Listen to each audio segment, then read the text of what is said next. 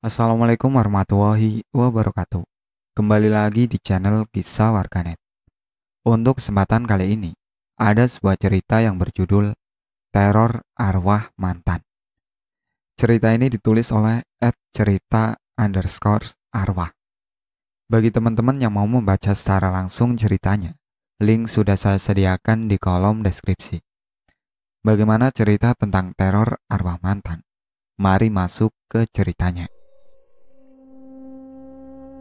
Rindu, nama gadis cantik asal kota Bandung itu, begitu sangat mempesona. Selain parasnya yang elok rupawan, ia pun memiliki budi pekerti yang baik, serta wawasan luas. Tak ayal di umurnya yang baru menginjak ke-24 tahun, ia sudah mempunyai kedudukan sebagai kepala bagian administrasi di sebuah perusahaan swasta. Dari tempat kerjanya itulah Rindu juga tak sengaja bertemu dengan lelaki yang bernama Dandi. Menurut sudut pandang Rindu, Dandi ialah satu-satunya pria yang pernah ia temui. Namun entah mengapa Dandi seolah bersikap dingin terhadapnya. Ternyata seiring berjalannya waktu, Rindu barulah mengetahui jika selama ini ada rahasia besar di balik dinginnya sikap Dandi terhadap Rindu. Itu semua ada hubungannya dengan peristiwa di masa lalu Dandi. Pagi itu, Pak Yana, direktur operasional, mengenalkan Rindu dan para staf yang lainnya dengan karyawan baru bernama Dandi. Dandi disebut-sebut sebagai kepala bagian akuntansi baru yang akan menggantikan Pak John, karena Pak John sudah ingin pensiun. Sambil menjulurkan tangannya, Dandi memperkenalkan diri kepada Rindu. Dandi Firmansyah, panggil saja Dandi. Saya Rindu Utari, salam kenal ya Dandi. Balas uluran tangan Rindu dan senyum ramah kepada Dandi. Dandi sama sekali tidak membalas senyum Rindu, bahkan ia terkesan sangat dingin dan sombong. Setelah berkenalan dengan Rindu dan para staf lainnya yang berada di lantai 2, Dandi kembali ke ruangannya yang berada di lantai 3. Seketika, perbincangan hangat seputar Dandi pun menyeruak di ruang kerja Rindu yang kebetulan terisi oleh perempuan semua. Itu karyawan baru ganteng banget sih. Mirip banget kayak Iko Uwais, ucap Mega dengan mata berbinar-binar. Iya, baru aja gue mau bilang. Ganteng terus cool banget loh. Gue jadi pengen pindah ke divisi akuntansi deh kalau kepala bagiannya dia. Cool abis deh, jawab Surti sambil memperagakan gaya centilnya. Jangan salah kalian, biasanya yang ganteng terus sikapnya dingin gitu kan. Cowok suka sama cowok, saut Jessica menimpali pembicaraan mereka berdua. Kalian bukannya kerja lagi kok malah ngerumpi sih? Udah, bubar-bubar ngerumpinya. Ini lagi Jessica, kamu malah susun aja nih, jawab Rindu sambil menasihati anak buahnya itu. Bukannya begitu loh Teh Rindu. Tadi aku kan juga lihat ekspresinya Dandi pas salaman sama Teteh Rindu. Terus cuek banget gitu, gak ada senyum-senyumnya. Siapa sih cowok di kantor ini yang gak terpikat sama pesona Teh Rindu? Pak John dan Pak Yana yang udah tuir gitu aja masih suka genit sama Teh Rindu. Belum lagi anak cowok bagian akuntansi yang suka banget ngegodain Teh Rindu pas lagi meeting. Cerocos Jessica melakukan pembelaan.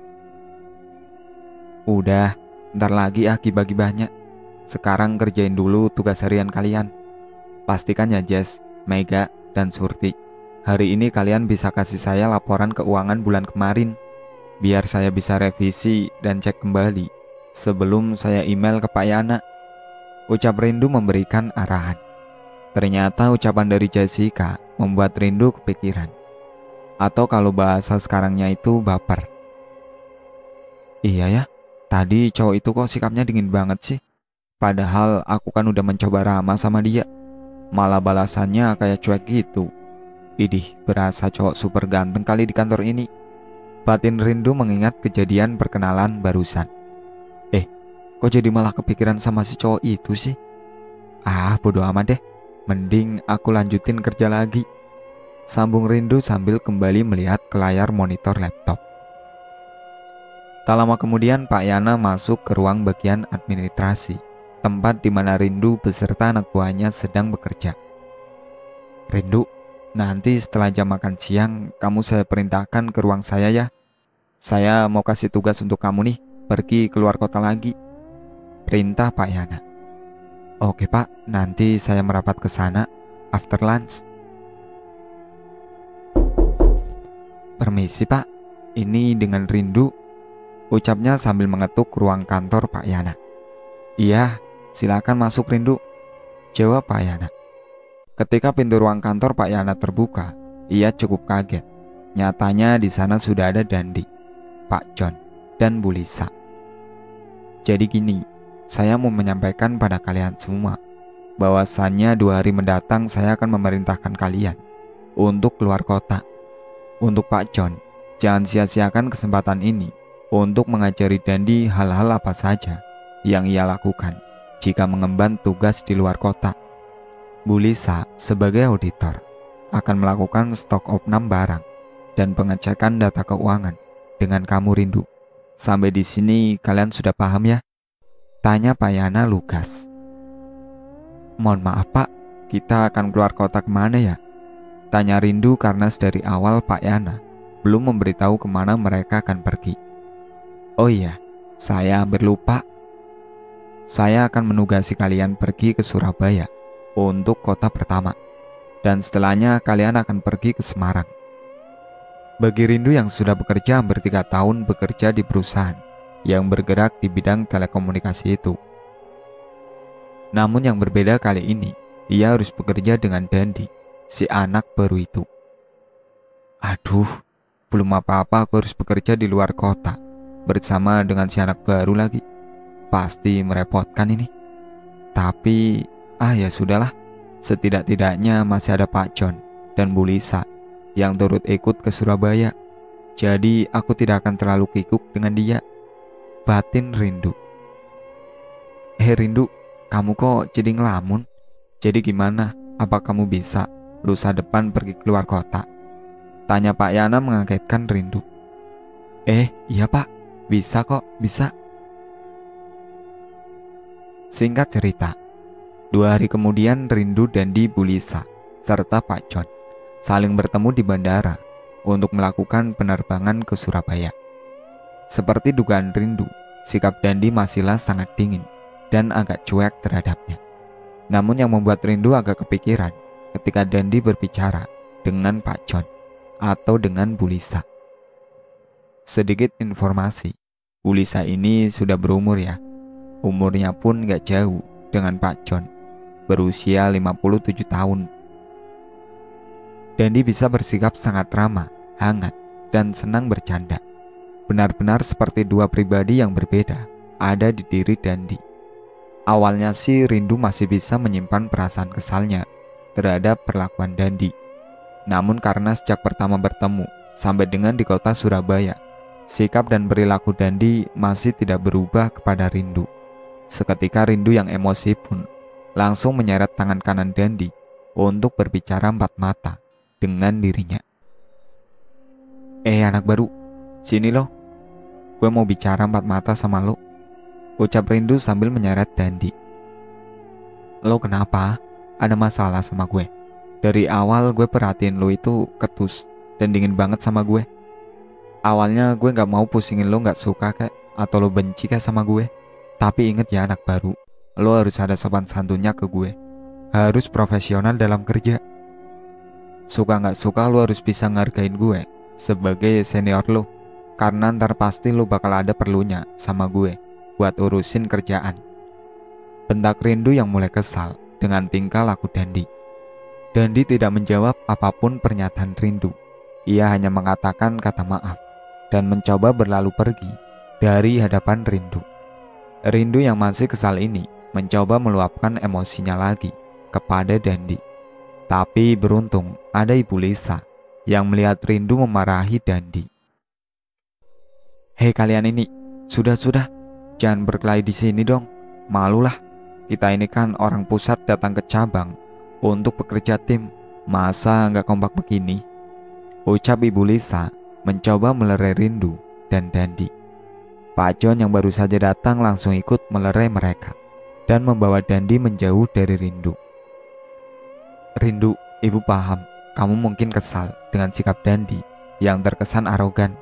Tapi sebenarnya ada baiknya jika diomongkan baik-baik lo Rindu.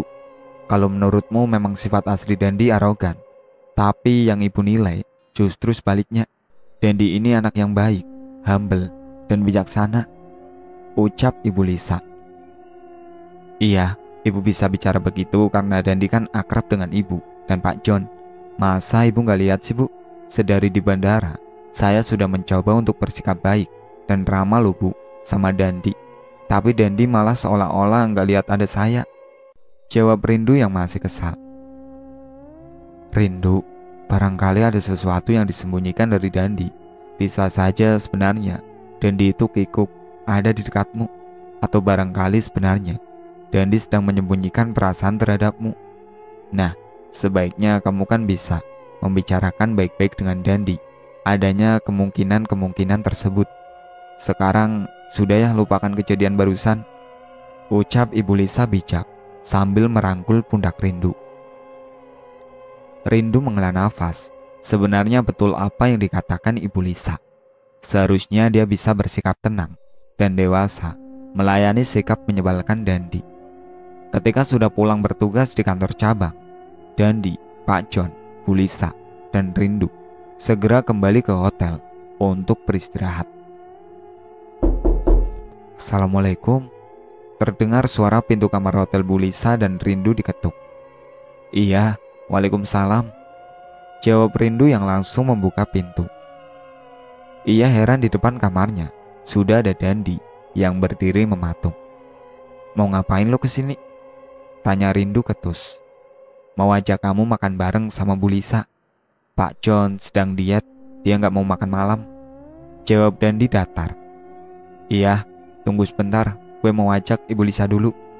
Rindu kemudian mengajak Ibu Lisa makan malam bersama. Tapi nyatanya Ibu Lisa menolak karena malas keluar dan ingin memesan makanan online saja dari hotel. Udah, kamu makan aja berdua sama Dandi. Ibu males nih keluarnya, kaki ibu udah capek buat jalan, tolak Ibu Lisa. Ih, masa cuma saya bu yang makan berdua sama si Dandi itu? Mending gak usah deh, gerutu Rindu. Jangan begitu. Justru kan ini momen tepat buat kalian bisa bicara dari hati ke hati. Kamu kan juga belum minta maaf ke Dandi. Tadi sudah marah-marah sama dia di kantor cabang. Ucapan dari Bu Lisa ada benarnya juga, menurut Rindu. Ia mau permasalahan antara dirinya dan Dandi bisa segera selesai dan tidak ada lagi selisih paham. Akhirnya dengan agak berat hati Rindu pun mengikuti saran dari Bu Lisa untuk pergi makan malam berdua dengan Dandi.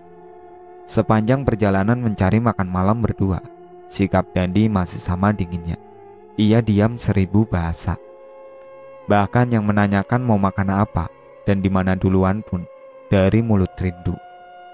Gak tahu mau makan di mana, cari aja dulu. Kalau ada tempat makan ya tinggal makan, jawab Rindu yang langsung membuat Rindu kembali naik pitam. Lo benar-benar bikin gue emosi lagi ya Dandi. Lo ngajak makan malam, gue kira lo udah tahu mau makan di mana dan makan apa. Tahu gini gue gak ikut sama lo, dan better gue pesen online, bentak Rindu sambil beranjak kembali ke hotel. Tapi kini tangan Rindu yang tahan oleh Dandi. Jangan pulang ke hotel dulu, aku mau ngomong sekalian makan malam, jawab Dandi. Entah mengapa Rindu merasa kini tatapan Dandi tidak sedingin waktu kemarin-kemarin. Ia juga merasa ada salah dengan Dandi dan sebenarnya ingin meminta maaf. Rindu dan Dandi kemudian masuk ke salah satu kedai makanan yang berada di pinggir jalan. Saat memesan makanan dan minum, Rindu agak heran karena Dandi memesan 3 minuman sekaligus. Mas, saya pesen es teh manis, teman saya teh tawar, sama satu lagi minumnya es jeruk. Ketika tiba makanan dan minuman itu di meja, Dandi segera menggeser es jeruk manis yang ia pesen di sebelah dirinya.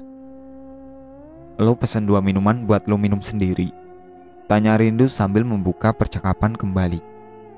Dandi menggelengkan kepalanya dan berkata, "Bukan buat aku es jeruknya." Rindu membatin, orang ini aneh sekali. Masa pesan minuman, tapi nggak diminum, kan mubazir. "Maaf ya Rindu, atas perlakuan tidak menyenangkan aku beberapa hari ini," ucap Dandi yang membuyarkan lamunan Rindu. Iya, sama-sama. Gue juga mau minta maaf. Sorry, mungkin gue udah keburu baper sama sikap lo yang aneh. Seharusnya kan gue tanyain ke lo baik-baik, apa lo ada masalah sama gue. Barangkali gue bisa koreksi diri gue, jawab Rindu. Dandi kemudian kembali tersenyum dan menggeleng-gelengkan kepalanya. Dia mengungkapkan jika memang tidak ada yang salah dari Rindu. Sebenarnya Dandi ingin bisa berkomunikasi baik dengan Rindu, namun ia takut sesuatu buruk akan datang menimpa Rindu jika Dandi dari awal tidak menjaga jarak dengan dirinya. Tidak paham dengan maksud ucapan Dandi, Rindu mencecar Dandi dengan pertanyaan, "Maksud lo apaan? Ada hal yang buruk menimpa gue?" "Idih, lo aneh bin ngaco ya Dandi. Kok bisa lagi HRD ngehir orang aneh macam lo ini sih?" Tanya Rindu dengan agak terkekeh. "Ya emang nyatanya gitu, aku gak marah kamu bilang aneh kok. Kalau aku ceritakan yang sebenarnya pun, belum tentu kamu mau percaya," jawab Dandi. "Udah, lo cepetan kasih tahu gue deh, kenapa sih sikap lo itu aneh gini?" Tanya Rindu. Karena semakin terdesak dengan pertanyaan, Dandi akhirnya berterus terang akan sesuatu hal. "Sebelumnya kamu percaya nggak akan hal mistis?" tanya Dandi. Belum juga Rindu menjawab, Dandi langsung menyambung pertanyaan itu. "Ini semua ada hubungannya dengan hal mistis. Percuma kamu kalau tidak percaya, hanya buat capek-capek aku jelasin." Iya deh gue percaya. Tapi cepet ceritain dong. Makanan gue udah keburu mau habis, lo belum cerita apa-apa nih," sahut Rindu. Dandi mengingat kembali peristiwa kelam yang menimpa dirinya beberapa tahun lalu saat ia masih berusia 23 tahun. Dandi yang kala itu sudah mempersiapkan pernikahan dengan Rizka, bahkan hanya menghitung beberapa hari menjelang hari bahagianya. Nyatanya harus menerima kenyataan jika Rizka telah meninggal. Sebelum Rizka meninggal, ia dan almarhum Rizka sempat terlibat pertengkaran besar, manakala Rizka telah salah paham kepada Dandi dan sahabat perempuannya Tias. Rizka yang malam itu pulang dengan keadaan emosi, tidak sengaja motor yang ditumpanginya menabrak motor lain, sehingga membuat Rizka jatuh terpental dan naas kepalanya membentur pembatas jalan. Rizka sempat dibawa ke rumah sakit, namun tak lama kemudian dirinya dinyatakan telah meninggal oleh dokter pihak rumah sakit. Dari mulai saat itu Dandi selalu diliputi rasa bersalah kepada Rizka. Terlebih ia selalu menyalahkan dirinya sendiri atas kematian Rizka. Dandi juga menjelaskan sebenarnya setelah kematian Rizka, ia beberapa kali dekat dengan wanita lain. Namun entah mengapa satu persatu dari mereka tiba-tiba enggan menemui Dandi kembali. Bahkan yang terakhir, pernah Dandi memiliki pacar baru. Namun belum seminggu jadian, Dandi sudah didatangi keluarganya untuk meminta Dandi memutuskan hubungan dengan anaknya. Karena selama 4 hari berturut-turut, pacar Dandi itu kesurupan arwah yang mengaku arwah Rizka. Iya, memang awalnya juga Dandi enggan untuk percaya, tapi lama-kelamaan ia merasakan sendiri saat Dandi merasa suka dengan wanita lain. Ia seringkali diteror arwah Rizka. Sebagai contohnya, pernah suatu waktu Dandi sedang asik bertukar pesan dengan Dea. Namun entah mengapa, barang-barang yang ada di sekitar Dandi perlahan-lahan bergerak dengan sendirinya. Belum lagi, Dandi seringkali mendengar suara tangisan lirih yang menyerupai tangisan Rizka. Dari mulai saat itu barulah Dandi meyakini jika arwah sang mantan masih ada di sekitarnya. Dandi sempat menemui beberapa orang pintar untuk menanyakan perihal tersebut. Namun jawaban dari beberapa orang pintar yang didatangi oleh Dandi selalu sama, yaitu pada intinya masih ada urusan almarhum yang belum selesai. dan arwah itu selalu mengikuti Dandi kemanapun Dandi pergi. Di sisi lain, ketika Dandi menceritakan apa yang menjadi rahasianya, Rindu malah tidak fokus dengan cerita Dandi. Ia malah memperhatikan wajah Dandi yang memang terlihat tampan dan cara bicaranya yang bisa dibilang lembut, berkarisma. Kamu denger gak sih yang aku ceritain barusan? Tanya Dandi. Iya gue denger kok, jawab Rindu dengan mata yang berbinar-binar. Di saat mereka sedang asik berbicara dan menikmati makan malam, tiba-tiba gelas es jeruk yang berada di sisi Dandi tidak sengaja terjatuh hingga membuat tumpah isi gelas dan membasahi pakaian Dandi. Seketika wajah Dandi berubah menjadi seperti ketakutan. Loh, kenapa Dandi sampai mukanya kelihatan panik itu? Gak ada baju ganti lagi? Tanya Rindu heran. Feeling aku mulai gak enak. Dia pasti datang. Dia pasti akan mulai meneror aku atau kamu, ucap Dandi dengan agak terbata-bata. Pada dasarnya, Rindu yang tidak percaya akan hal mistis. Dan memang dari tadi saat Dandi bicara, tidak fokus 100% dengan cerita Dandi. Ia justru menganggap jika Dandi terlalu berlebihan dan semakin aneh. Udah deh yuk, kita balik aja ke hotel daripada lu ngomong lantur dan ajak Rindu sambil tidak sengaja tangannya menggandeng tangan Dandi. Kali ini Dandi tidak menolak tangannya digandeng oleh Rindu. Ia diam-diam memperhatikan dan menatap Rindu. Sebenarnya Dandi pun menaruh rasa kagum terhadap sosok Rindu yang cantik dan pintar. Sampai di sini dulu ceritanya. Nantikan cerita kelanjutannya. Sekian dari saya. Wassalamualaikum warahmatullahi wabarakatuh.